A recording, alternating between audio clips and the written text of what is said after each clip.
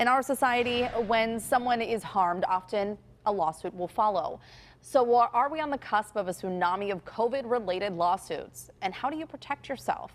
New this morning, John Shumway joins us with what he found out. And John, we have seen in a lot of different places, these waivers that people are signing to protect themselves. Well, the legal system really is treading in some brand new waters here, and no one's quite sure exactly where this is going to go. I actually got onto this yesterday when I looked at the sign-up sheet for the Eric Trump rally. Well, at the bottom of the registration, it included a waiver of any risk that you could catch the coronavirus. Some restaurants have also opened up with waivers that patrons have to sign. So I asked civil litigation attorney Bob Daly of Robert Pearson Associates if one of these waivers would stand up in court. I think that would be very questionable. As an initial matter, you're not actually signing the waiver, you're just consenting to the waiver when you click through a website. That would be an issue that I would certainly raise. But beyond that, if the campaign does not follow basic health and safety standards, I don't think a waiver would be effective.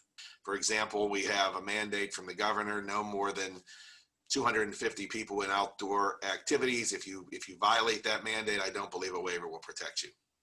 What about restaurants? Because I've heard of some asking people to sign a waiver when they come in. Same thing apply?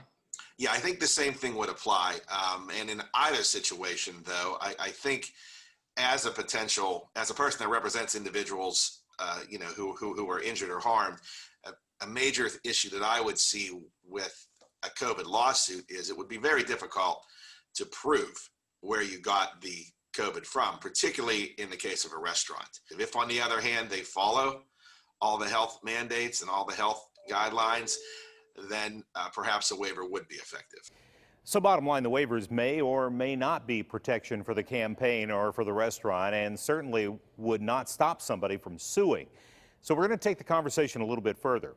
Is there a liability if you host a party and somebody gets sick? And what about parents who are upset that COVID has put their college student online? Can they sue the university?